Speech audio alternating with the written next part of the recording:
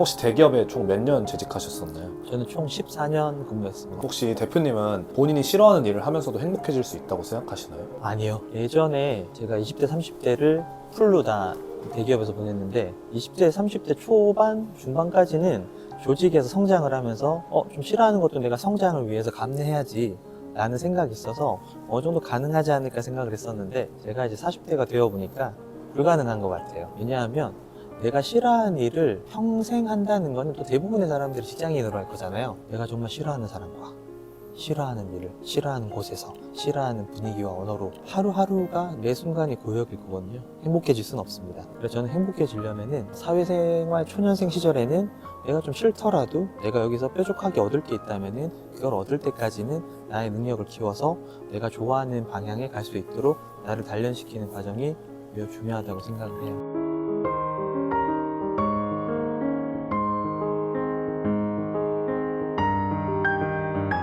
간단하게 자기소개 해주실 수 있나요? 그래서 저는 14년간 근무한 대기업을 퇴사하고 최근에 주식회사 빅모빌리티라는 스타트업을 창업한 빅모빌리티 대표 서대규라고 합니다. 그러면 혹시 지금까지의 커리어 패스를 설명해 주실 수 있나요? 대학생 때는 원래 본 전공은 독일어과였어요. 도고동문학과였는데 사실은 경영학과를 가고 싶었는데 점수가 좀 부족했죠. 스무 치고 나서. 그래서 원하던 대학교에 입학하기 위해서 도고과를 갔고요.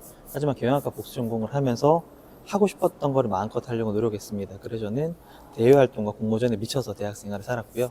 그래서 졸업할 때 명함 7개 정도 됐었고 아마 그 당시 하더라도 제가 다니던 대학교에서 가장 많은 대외활동과 공모전을 했던 대학생이지 않았을까. 그 이후에는 자연스럽게 무조건 저는 마케팅으로 일하고 싶어가지고요. 최근까지 근무했던 한국타이어 마케팅 전략팀으로 입사했습니다. 한국타이어가 좋았던 게 아니라 마케팅 전략팀이라는 그 6글자가 너무 설렜거든요. 참고로 대학교 때 저랑 같이 공모전 했었던 대부분의 형님들이 다 은행이라던가 증권사라던가 돈을 많이 주는 곳으로 가셨어요.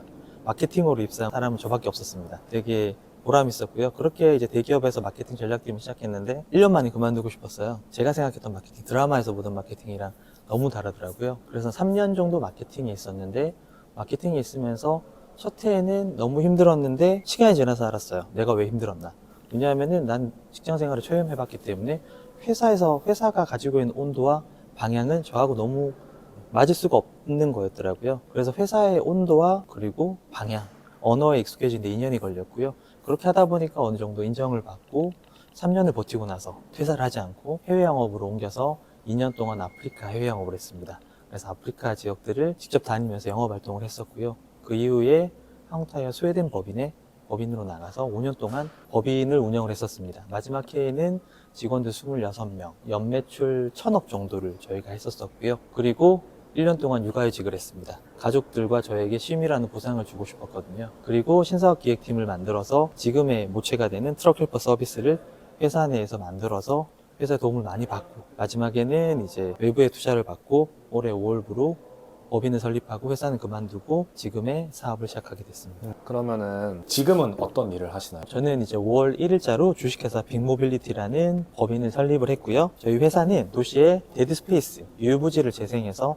터무니없이 부족한 화물차 주차장으로 직접 개발하고 운영을 하고 있습니다. 오늘 날짜 기준으로 28개의 화물차 주차장을 직접 운영을 하고 있고요.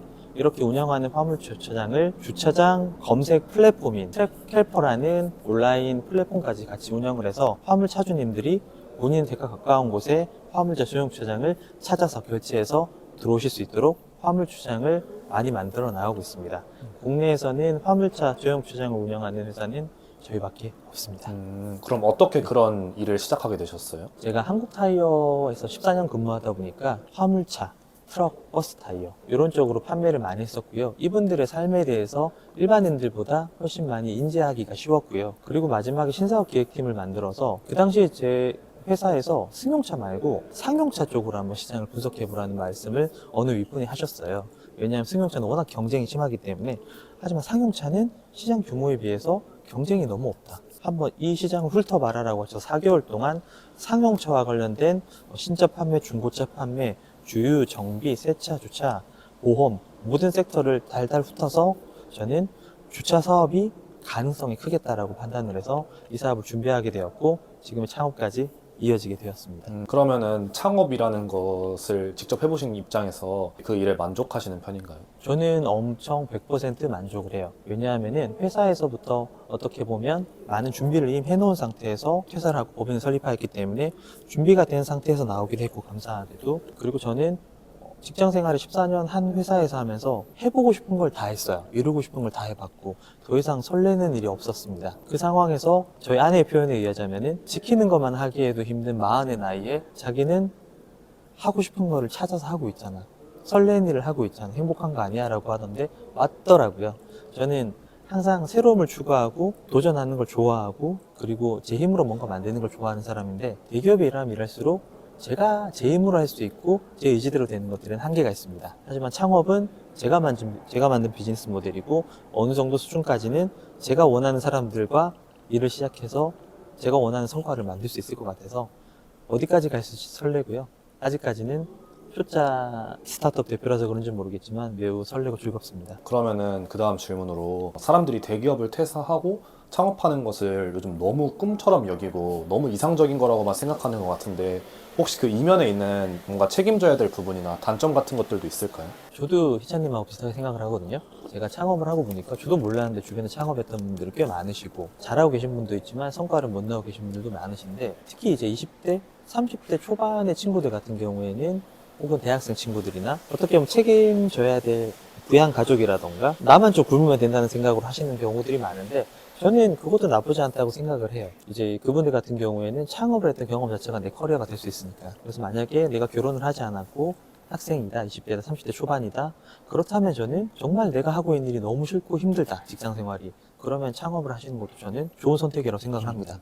다만 저처럼 외벌이 그리고 아이들이 사랑하는 아이들이 있는 부모가 아빠가 혹은 엄마가 그냥 내 꿈만을 위해서 창업을 한다면은 준비 없이 나중에 더 큰 후회를 할 가능성이 크거든요. 그래서 자신의 상황에 따라서 내가 좀 더 내려놓아야 될 게 많은 사람이라면은 내려놓는 무게만큼 새로운 무게를 여기 안에서 최대한 만들어 놓고 창업을 하시라는 말씀을 저는 드리고 싶어요. 혹시 대기업을 들어갔다가 창업을 하는 것의 장점이 뭐라고 생각하시나요? 저는 일단 시스템을 배울 수 있다는 게 가장 큰 장점이라고 생각하는데요. 스타트업을 운영하시게 되면은 모든 거를 대표가 결정을 해야 돼요. 그리고 대표가 아직 경험이 없으면은 함께 할 멤버들도 경험이 없는 사람들이 대부분이 되겠죠. 초반엔 지인들 중심으로 구성이 되니까. 그럼 경험이 없는 사람들끼리 회사를 만들어 나가는 건데 그러다 보면은 교육생활에 경험이 없기 때문에 시스템이라던가 일을 구조하는 거에 대해서는 너무나 부족한 면이 많습니다. 그러면서 사상누각이라는 표현을 하잖아요. 힘들게 쌓아놨는데 별거 아닌 거예요. 경험의 부족으로 쓰러진 경우가 많고요. 저는 그렇다고 해서 무조건 대기업을 간 사람들이 창업을 잘한다는 생각은 안 하고요. 저는 대기업이든 중소기업이든 조직 생활에서 자기가 확실하게 배운 경험과 교훈과 자기만의 인사이트가 있는 사람들이 창업을 잘한다고 생각합니다. 대부분의 직장인들이 특히 사원 대리 때에는 시키는 일만 하거든요. 그래서 성장할 수가 없고요. 시키는 일만 해서는 남는 게 없어요. 그래서 저는 오히려 난 아직까지 특별한 게 없는 것 같아. 그럼 나의 특별함을 찾을 때까지는 버티시라는 말씀을 드리고 싶어요. 그게 어떠한 부분이든. 그게 없는 상태에서 난 그래도 대기업 3년, 5년 근무해 봤으니까 이제 뭐 할 수 있지 않을까. 이건 좀 위험한 생각인 것 같습니다. 그러면은 대표님이 좋아하시는 일은 어떻게 찾을 수 있었나요? 사실 저는 화물차 주차장이라는 아이템으로 창업을 할 거라고 생각을 못 해봤었고요. 이거 시작한 지 이제 1년 조금 더밖에 안 됐어요. 사실 저는 이 비즈니스 모델이 좋아하는 일이라기보다는 창업이라는 걸 되게 좋아하는 사람이었던 것 같아요. 창업을 하기 위해서는 아이템이 있어야 될 거잖아요. 그걸 찾기 위한 과정을 지난 2년 넘게 해왔었고 저는 또 현실적인 이상주의자라서 저는 외벌이 두 아이 아빠입니다. 그래서 제가 돈을 못 벌어오면 우리 가족들은 밥을 굶어야 되잖아요. 그래서 최대한 회사의 도움을 뜯어내서 멱살 잡고 끌어올려서 그냥 주지 않습니다. 절대. 제가 가진 것을 어느 정도 포기하고 제 것을 내놓고 얻어내서 최대한 현실적인 준비를 회사의 도움까지 얻어서 해서 나왔기 때문에 시작부터 매출을 내고 좀 안정적으로 성장할 수가 있었고요. 이렇게 저는 준비를 미리 많이 하는 성향이라서 그렇게 하다 보니까 좋아하는 창업을 조금 더 안정적으로 시작할 수가 있었던 것 같습니다. 그러면은 이제 막 커리어를 시작하는 사람들에게 단 하나의 조언을 해줄 수 있다면 어떤 말을 해주고 싶으세요? 1년차 때는 최선을 다하시되 뭐든 내 마음대로 되는 게 하나도 없을 거예요. 그래서 원래 그게 당연한 거구나. 당연한 거니까 조금은 편하게 받아들이시고 연애하시고요. 친구 많이 만나시고요. 그 시절에 할 수 있는 본인의 인생을 최대한 즐기라는 말씀을 하고 싶습니다.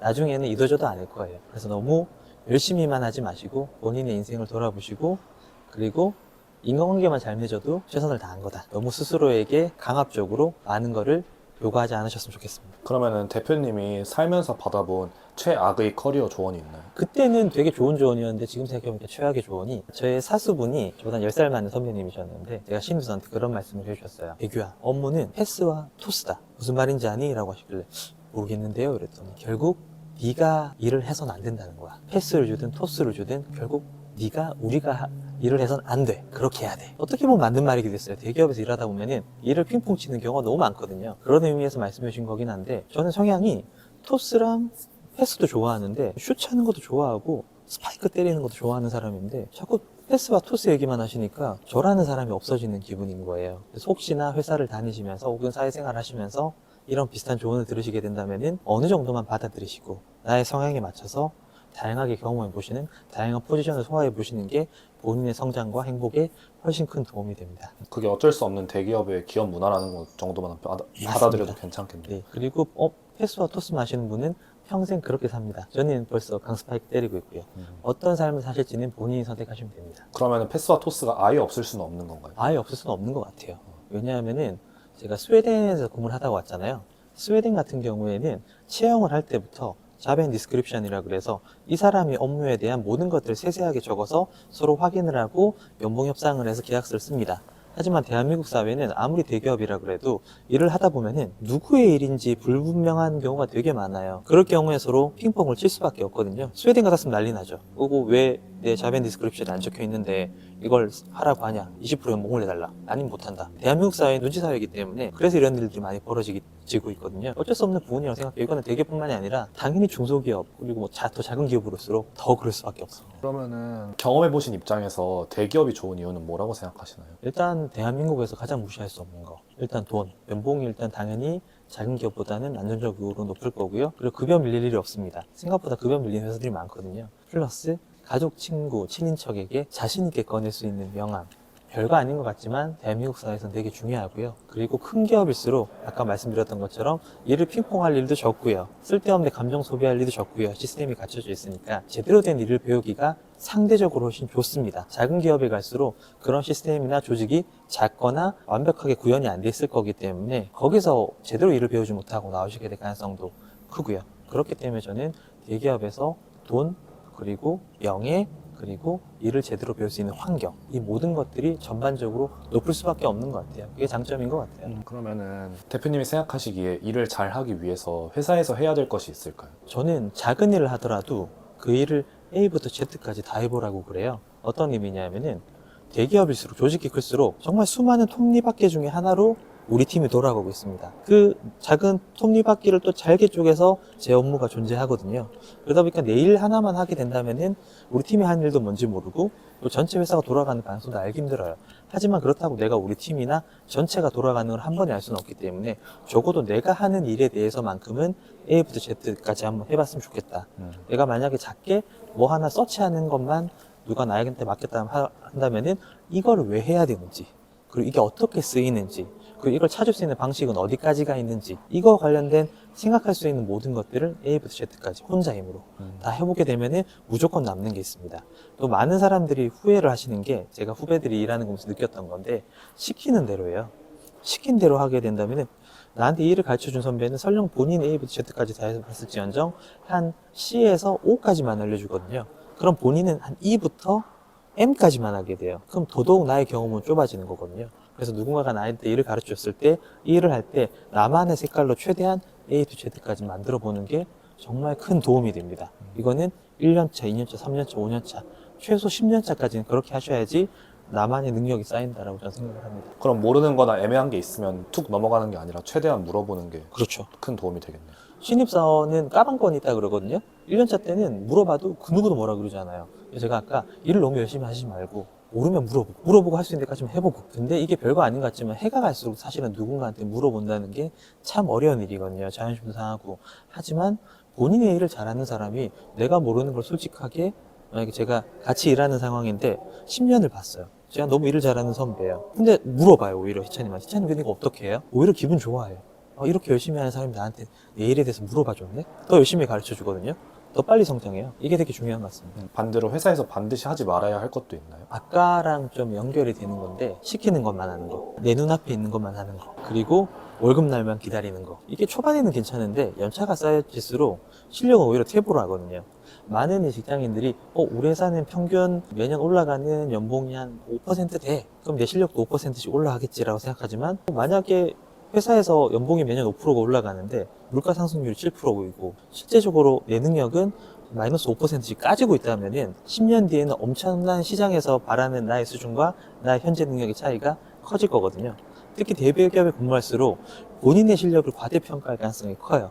그렇기 때문에 하나의 업무를 하더라도 제가 아까 말씀드렸던 것처럼 최대한 A부터 Z까지 다 해보고 호기심을 가지고 배우려고 하셔야지만이 내가 받는 연봉 이상으로 나의 능력이 쌓여서 10년 뒤에 시장에 나가야 됐을 때 평가를 받을 수 있는 수준이 됩니다. 스스로가 자신감이 생기게 됩니다. 혹시 대표님이 대기업에서 생활할 때 신념 아니면 갖고 계셨던 일의 태도 같은 게 있을까요? 저는 회사 생활 14년 하면서는 항상 똑같았어요.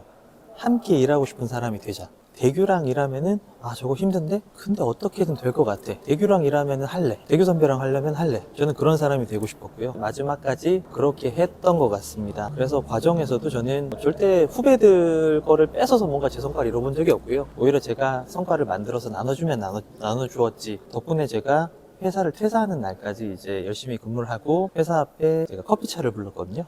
커피차를 불러서 제가 14년간 몸담았던 회사 선후배님들한테 커피를 한 잔씩 대접을 했죠. 대규가 쏜다라는 플랜카드를 달고요. 참 많은 후배들이 감사하게도 대규 선배는 이런 선배였고 너무 따뜻한 응원과 격려를 해줘서 제가 가졌던 10년만큼 직장생활 14년을 정말 후회 안 할 만큼 그리고 누구에게 부끄럽지 않을 만큼 당당하게 잘 마쳤다라는 방증을 남길 수 있는 것 같아서 되게 행복했습니다. 그렇군요. 그럼 실제로 만약 회사 생활을 하다가 상사가 본인의 업무를, 본인 성과를 가져가려고 한다면 어떻게 대처하는 걸 추천하시나요? 사실은 정답은 없는 것 같아요. 근데 상사가 나의 성과를 가져가려고 한다. 그러면은 가져갈 수밖에 없는 구조일 거예요. 왜냐하면은 그 상사가 팀장이라면 그 팀장의 성과가 우리 팀의 성과일 거고. 하지만 팀장이 아니라 같은 팀원인데 팀원끼리인데 내 성과를 가져간다고 한다면은 거기에 대해서는 따박따박 그리고 이 개인뿐만이 아니라 본인이 속하고 있는 팀장까지도 같이 얘기를 잘 나누어야 하고요. 그래서 꼭 저는 이러한 질문은 디테일한 상황을 가정하고 좀 많이 받습니다. 후배들한테 많이 질문을 받거든요. 이런 상황에서 어떻게 하면 좋냐. 그래서 저는 성과를 가져가려는 사람이 팀장이면은 기꺼이 내어줘라. 그리고 함께 내가 어떻게 성장할 수 있을지를 잘 얘기를 해봐라. 그리고 팀장에게 개겨봐야 서로 좋을 거는 1도 없다. 어차피 평가를 받아야 되기 때문에 설렁치사하고 더러울지언정. 근데 내 성과를 가져가려는 사람이 팀장도 아닌데 나의 사수도 아닌데 그냥 팀원 내 걸 가져간다라고 하면은 그거는 명확하게 기록을 남겨둘 필요가 있다. 설령 그때 내가 힘이 없어서 연차가 낮아서 싸우지 못하더라도 메일로 남겨두든 팀장에게 알려두든 그걸 쌓아두면은 다 본인에게 언젠가는 돌아오게 되어 있다. 그리고 그때 내가 뺏기는 거는 거의 대부분 어쩔 수가 없는 상황이다. 나중에 더 크게 한 방 날릴 수 있도록 잘 기록으로 남겨두어라. 그런 말씀 드리고 싶어요. 네, 너무 좋습니다. 네. 그러면 혹시 대표님은 책을 읽는 것이 중요하다고 생각하시나요? 너무 중요하죠. 너무 중요하다고 생각하고요. 저는 2018년에 책도 한 권 출간을 했었어요. 책 제목은 얘기를 안 할게요. 책 글 쓰는 걸 좋아하고 강의하는 걸 좋아하는 사람이라서 책도 좋아하는데 감히 제가 책을 한 권 추천을 드린다면은 다정한 것이 살아남는다라는 책이 있습니다. 해외 책인데 국내에서 번역돼서 들어왔고요. 진화론과 관련된 책인데 진화론적으로 봤을 때 결국은 강한 동물들이 살아남았던 것이 아니라 서로의 손을 잡고 함께 살아남을 수 있었던 다정한 종들이 진화해서 살아남았다는 얘기인데 꼭 읽어보시기를 전 추천드려요. 저는 그 책을 읽고 좀 더 나 스스로에게도 다정을 하고 그리고 내 주변 사람들에게도 다정해야겠다는 생각을 많이 하게 해준 고마운 책입니다. 그러면은 혹시 마케터라는 직무를 경험해 보신 입장으로서 마케터의 장점과 단점은 뭐라고 생각하세요? 마케터의 장점은 보여지는 게 너무 있어 보여요. 실제로 해보면은 되게 별거 없거든요. 장점은 다양한 업을, 물건을 팔기 위한 모든 활동이 마케팅이기 때문에 영업도 마케팅이고 기획도 마케팅이고 모든 게 마케팅이기 때문에 저는 문과에서 경험해 볼 수 있는 숫자를 관리하는 직업 역시도 마케팅이 될 수 있고 거의 모든 영역이 마케팅이기 때문에 모든 영역에 제너럴하게 들어갈 수 있다, 제너럴하게 배울 수가 있다 가장 큰 장점인 것 같고 단점인 경우에는 대학생분들이 생각하는 마케팅과 현업에 와서의 마케팅이 너무 간극이 클 수 있다. 그래서 쉽게 지칠 수 있다. 하지만 내가 진짜 마케팅을 배워보려면은 적어도 한 업에서 2년, 3년 그리고 큰 대기업일수록 여러 개의 팀에서 다양한 경험을 많이 쌓아보셔야지 정말 마케팅이란 전체적인 그림을 아실 수가 있게 될 거예요. 그래서 시간이 좀 필요한 직무라고 저는 생각을 하고 있습니다. 그럼 대표님이 느끼신 대학생 때의 마케터와 실제 현업으로 뛰어본 마케터의 차이는 무엇이었나요? 대학생 때는 광고 홍보 PR이 다였고요. 근데 제가 현업에 가서 보니까 회사에는 사실 돈을 벌어야 되잖아요. 근데 생각해보면은 광고, PR 다 돈을 쓰는 겁니다. 회사 입장에서. 돈을 버는 게 아니거든요. 회사의 수많은 마케팅 직무는 돈을 버는 조직과 돈을 써야만 하는 조직으로 이루어져 있는데 돈을 벌어야 하는 조직이 훨씬 더 많습니다. 근데 우리는 대학생 때 돈을 쓰는 직무만 마케팅으로 생각하고 들어오거든요. 그래서 이게 아닌 돈을 벌어야 되는 다양한 직군에서 일을 하실 수가 있게 되는데 여기에 대해서는 서로 인지한 바가 없기 때문에 내가 이 일이 왜 마케팅이지? 그렇게 생각하실 가능성이 되게 커요. 제가 한국타이에서 매년 신입사원 강의를 했던 사내 강사 출신인데 매년 들어오면 후배들이 마케팅에 대해서 물어보면 딱 비슷해요. PR이라든가 돈 쓰는 쪽으로 생각을 하고 들어오시는데 회사에 입사해 보면은 돈을 벌어야 되는 마케팅이 훨씬 더 많거든요. 쓰는 재미보다는 숫자를 관리하고 누군가를 쪼아야 되고 관리해야 되는 게 훨씬 큽니다. 이거는 생각해 봤던 게 아니기 때문에 그리고 대학생분들 입장에서는 멋지진 않기 때문에 좀 힘들어 하실 수 있죠. 근데 이게 기본이 된다고 생각해요. 그런 것들을 배워야지 다음에는 기획도 하고 좀 제대로 쓸 줄 알게 되는 상태에서 가서 쓸 수 있게 되고 다 경험이 된다고 생각합니다. 그럼 마케팅이 돈을 번다는 건 영업을 의미하는 걸까요? 예를 들어서 우리 대학생 때 보면은 마케팅 포피라는 말 많이 쓰죠. 포피 믹스, 네. 프로덕트, 그리고 프라이스, 플레이스, 프로모션. 대학생들이 생각하시는 마케팅은 프로모션에 가까워요. 이제 광고나 PR 쪽. 근데 일단 4개 중에 하나일 뿐이잖아요. 나머지 3개.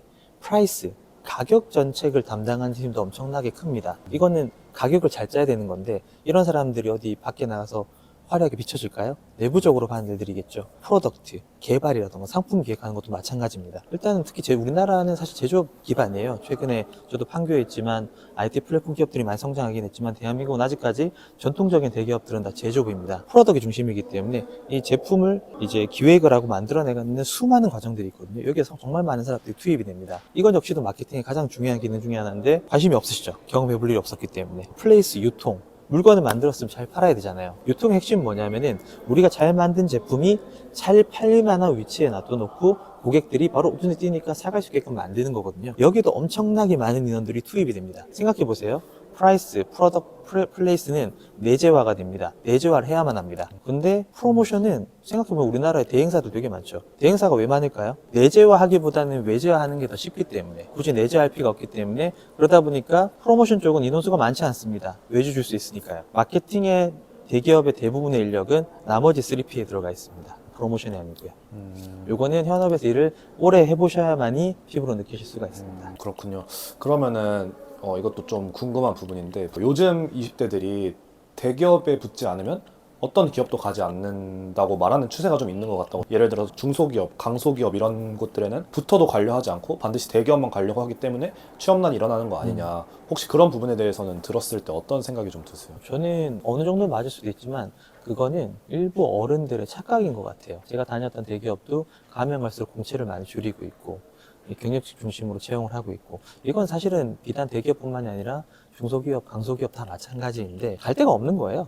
갈 데가 없다 보니까 이 친구들이 창업을 하겠다라고. 왜냐하면 창업은 그래도 정부에서 이제 혜택을 좀 주려고 많이 노력을 하니까 어떻게 보면 전 최고의 대안이라고 생각하거든요. 근데 이 친구들이 저는 오히려 그래서 대기업이 아니라서 안 간다기보다는 갈 만한 회사들이 분명히 있을 건데도 갈 만한 기업들이 좋은 이제 취업 준비생들을 채용할 준비가 안 되어 있는 것도 좀 있고 그리고 대학생들 입장에서는 설령 그리고 그 기업에 가서 뭔가 본인이 할 수 있을지 그런 것들을 만들어 주려면은 우리나라 중소기업 그리고 강소기업들도 좀 더 채용 활동에 신경을 많이 써야 된다고 생각을 하고요. 저는 대기업에 꼭 안 가도 된다라고 생각을 하지만 저는 그래도 가능하다면은 대기업에 가는 게 좋다고 생각합니다. 뭐든지 남들이 하고 싶어 하는 거에 이유가 있는 거거든요. 우리나라 대부분의 사람들이 뭘 해야 될지 몰라요. 시키는 대로 대학을 가고 열심히 대학생 활동 학점 높이고 대외 활동하고 토익 점수 높이고 이제 자격증 따고 흔히 얘기하는 좋은 기업에 가려고 합니다.